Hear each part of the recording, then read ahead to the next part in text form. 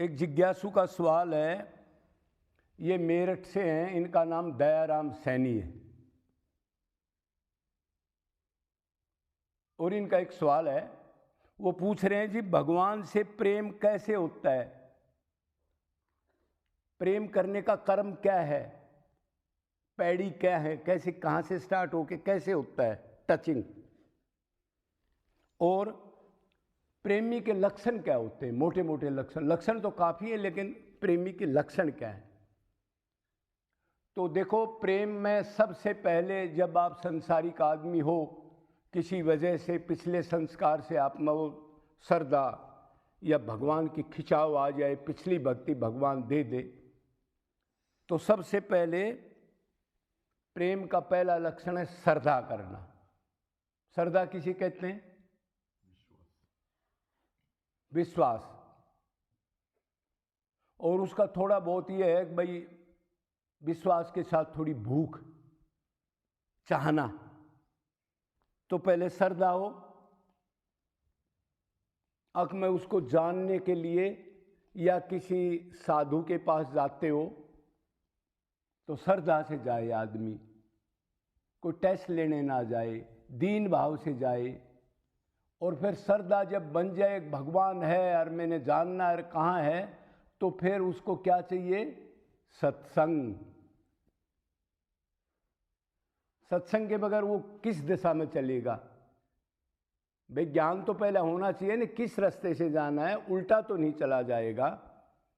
तो उसके बाद श्रद्धा के बाद सत्संग आ गया, दूसरी पैड़ी।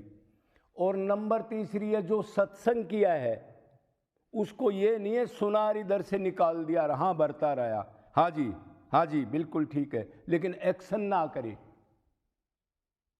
तो श्रद्धा के बाद फिर सत्संग, सत्संग के बाद साधना। साधना का मतलब जो सुना है उसका मनन करना और प्रैक्टिकल करने की कोशिश करना। तो साधना होगी। साधना के बाद अर्थ निवर्ति।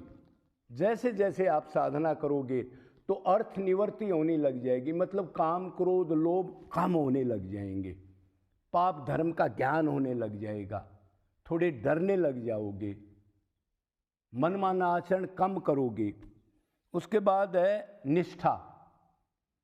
जब ये हो जाएगा तो आपकी निष्ठा भी बढ़ती जाएगी। भाई ये चीज़ें कम हो रही हैं, मैं भगवान की तरफ जा रहा हूँ, किसी संत के संग में जा रहा हूँ, तो आपकी निष्ठा और बढ़ेगी, क्यों कुछ बदलाव हो गया आप में पीछे, तो हिम्मत आ जाएगी। और भगवान ने कहा जितनी जो मेरी भक्ति करता है उतनी मात्रा में मैं उसका योगक से महनम करता हूँ। फिर रुचि, फिर और ज़्यादा तत्वों को जानने की रुचि हो जाएगी। प्रेम क्या है, वैराग्य क्या है, त्याग क्या है, कैसे करूं, जल्दी करूं, कोई और गहरी बात सुनूं जिससे जीव का कल्याण हो, ऐसी रुचि जागृत हो जाएगी। उसको जिज्ञासु भी कह सकते हो, जिज्ञासा। उसके बाद आसक्ति, फिर संसार की आसक्ति हट जाएगी और इधर भगवान की तरफ आसक्ति हो जाएगी, निष्काम कर्म की तरफ आसक्ति हो जाएगी। आसक्ति का क्या मतलब होता है? अटैचमेंट है। उसके बाद भाव, फिर भगवान की याद में सात्विक भाव का उद्रेक होने लग जाएगा, कंपन वगैरह, असुरपात वगैरह, जड़ हो जाना, लंबे सांस आना, नाचना, रोना, बेहोशी आ जाना, ये सात्विक भाव है, इनका उद्रेक होने लग जाएगा। तो समझो आपकी अटैचमेंट होगी, प्रेम, लास्ट में प्रेम आएगा। अब वो प्रेम नहीं है, ये डुप्लीकेट प्रेम है, ध्यान रखना। ओरिजिनल तो मिलेगा आपको माया हटने के बाद, लेकिन यही प्रेम उधर आपको पहुंचा देगा। अब मोटे मोटे लक्षण भी सुन लो। जैसे जैसे आपकी साधना बढ़ेगी, भाव वगैरह आएंगे, तो आप जीवों में दया करोगे, दूसरे जीवों में परमात्मा का रूप देखने लगोगे, अंदर से दीन भाव आएगा, दूसरे को मान दोगे, खुद मान नहीं चाहोगे, एकांत में रहने की आदत पड़ जाएगी।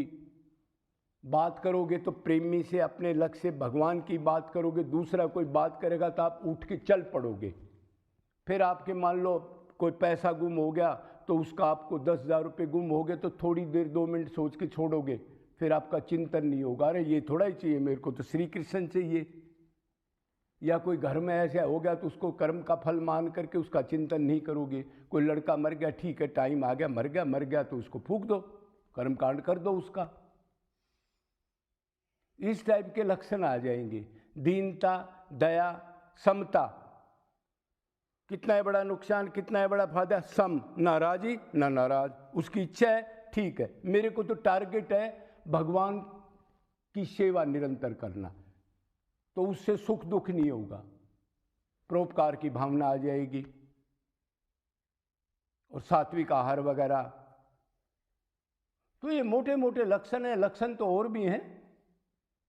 कोई रोग लग गया तो भगवान की कृपा मानोगे, मतलब अपनी इच्छा में, भगवान की इच्छा में इच्छा मनाते रहोगे, अपने मन को अलग से नहीं कि ये क्यों हुआ, ये रीजन खत्म होते जाएंगे। तो ये मोटी मोटी बात प्रेमी की भी है, बात तो हो रहे हैं, इसलिए फिर बोलो जय किशोर प्रेम धाम की जय, जय जय श्री राधे।